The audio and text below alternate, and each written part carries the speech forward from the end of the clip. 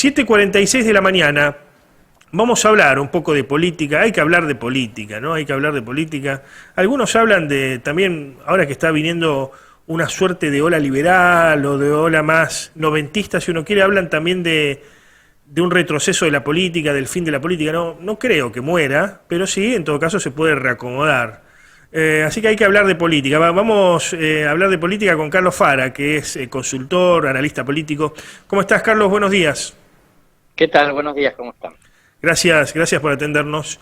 ¿Se viene un momento antipolítico en la Argentina? También lo digo porque ayer estarás al tanto, Milei en Rosario, tuvo una gran convocatoria.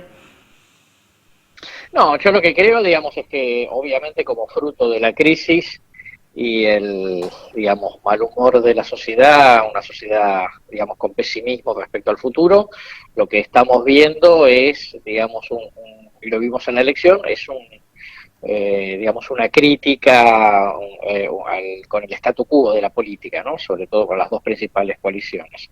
No tanto, digamos, con la política globalmente, ¿no? Y de hecho, bueno, digamos, en la elección se expresó vamos a decir, es una crítica por derecha, pero también una crítica por izquierda, ¿no? La izquierda fue la fuerza que salió tercera a nivel nacional, ¿no? Es un clima claramente, digamos, fastidioso por parte de la sociedad, sin lugar a dudas, pero que no necesariamente significa antipolítica, ¿no?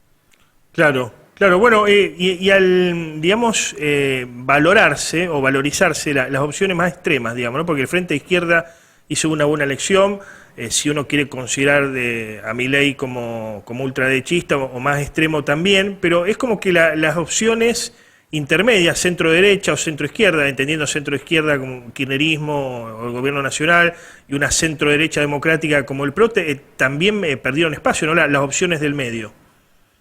Sí, obviamente, digamos, cuando primero entre la abstención, que ya fue, digamos, per se un signo de fastidio, ¿no? Como decíamos, sumado al hecho, digamos, de que crecen los extremos, con lo que te encontrás es con algún vaciamiento del centro, ¿no?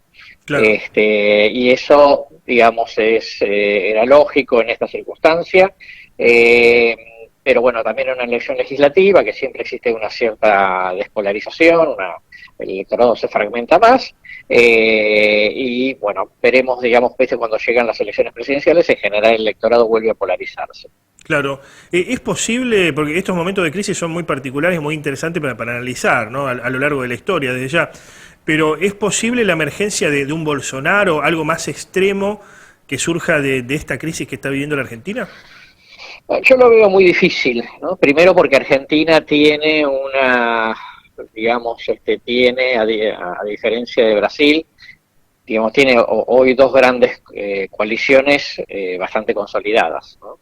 Y desde ese punto de vista, la alternancia, digamos, está clara, ¿no? Digamos, si la elección del 2019 la ganó uno, la perdió otro, y así a la inversa en la legislativa de este año, ¿no? Argentina tiene digamos, tiene una cierta tradición de rechazo a los outsiders, digamos, a figuras así como que aparezcan de la noche a la mañana, mucho menos con figuras que tengan tan poco capacidad de poder legislativo, ¿no? Digamos, hoy Bolsonaro en Brasil Claro. es un presidente que vive, digamos, negociando en el Congreso. Eso en Argentina, digamos, pudiese ser ahora la situación de que tengan que buscar un poco más de consenso, pero siempre dentro del plano de las dos coaliciones. Claro. ¿Cómo está el gobierno? ¿Cómo termina este año el gobierno nacional de Alberto Fernández?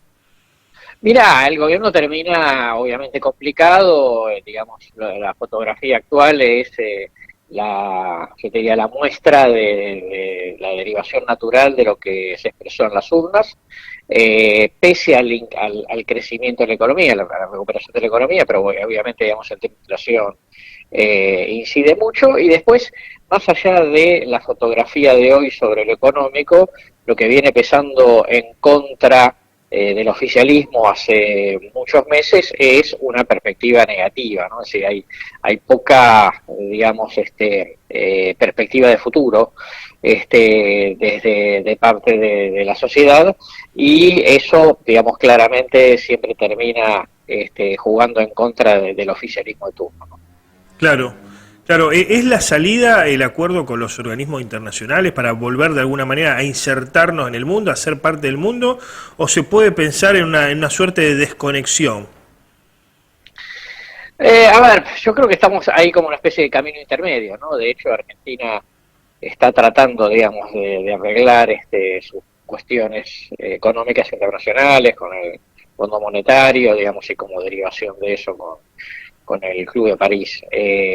Pero bueno, digamos, no termina de definirse, digamos, no es un camino claro que vaya para un lado o para el otro, y eso creo que también genera incertidumbres, ¿no? Respecto de qué es este gobierno, y eso también, digamos, incide sobre la opinión pública e incide, digamos, sobre la relación con el mundo y las decisiones económicas que se puedan tomar respecto a la Argentina en el exterior.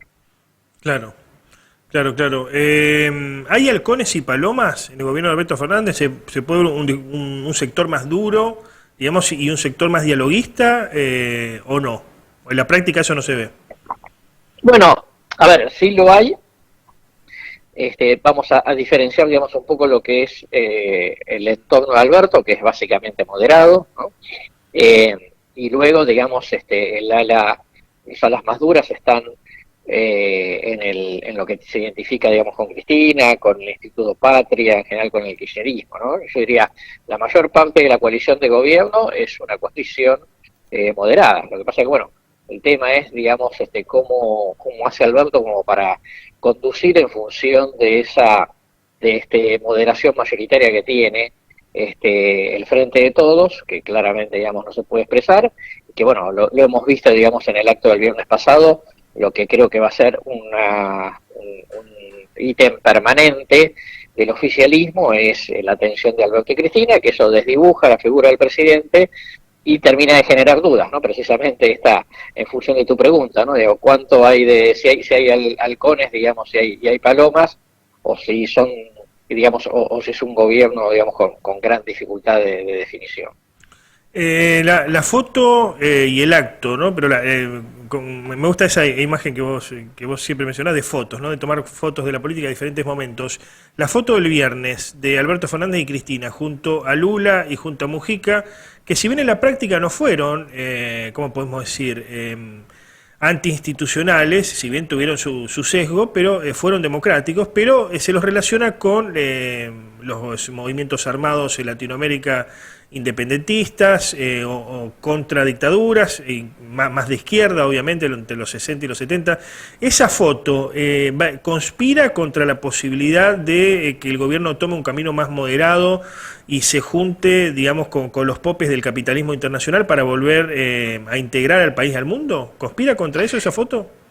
Sí, sí, sin duda que sí, ¿no? Digo, por empezar porque Estados Unidos tiene una serie de prioridades en la región que no están del todo bien sintonizadas, digamos, con lo que Argentina, algunas posiciones internacionales de Argentina que además son oscilantes, ¿no? Digo, simplemente para poner un ejemplo, en el caso de Nicaragua, en un momento se abstiene, en un momento vota en contra, digamos, una situación, digamos, no, muy particular.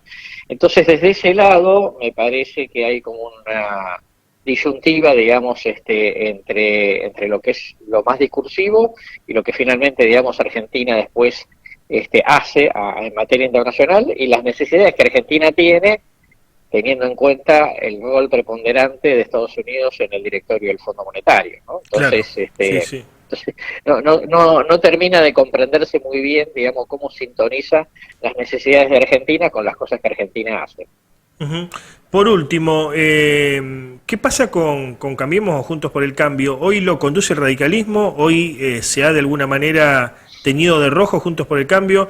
Lo pienso porque también hay muchos dirigentes jóvenes, radicales de la nueva generación. Acá tenemos Maximiliano Puyaro, a quien lo nombra siempre Lustó, el mismo Lustó. Se va hacia un nuevo Juntos por el Cambio, conducido por el radicalismo, partido que hasta ahora, si bien tenía una gran estructura territorial, estaba relegado. No, a ver, conducido conducido, digamos, por el radicalismo, no. Lo que sí es cierto, digamos, es que se inicia una nueva etapa porque el radicalismo está, digamos, mucho más empoderado, ¿no? Parte por sus preponderancias en las primarias de varias provincias este año, porque tiene dos presidenciables como como Manes y con Lustó, digamos que realmente tienen buena proyección nacional, y entonces en esta nueva etapa existe una, digamos, mucha más paridad entre las dos principales fuerzas, entre el PRO y el radicalismo, y un radicalismo que en un punto, digamos, es su mejor momento desde la caída de la Rúa, ¿no? En los últimos 22 años, Ujú. porque está integrando una coalición que ganó la legislativa, porque tiene, digamos, precandidatos presidenciales con buena proyección, y por, digamos, la presencia preponderante que tiene, digamos, en varias provincias importantes, Córdoba, Santa Fe, entonces, además de Mendoza, Corrientes, Jujuy. Entonces, desde ese punto de vista, claramente esta etapa, digamos, va a ser una etapa en donde el radicalismo, digamos, va a todo el tiempo luchar por su espacio ganado en estos últimos 2 años. Gracias por estos minutos, Carlos. Buen término de año y buen comienzo del siguiente. Igualmente para ustedes, suerte. Gracias, adiós.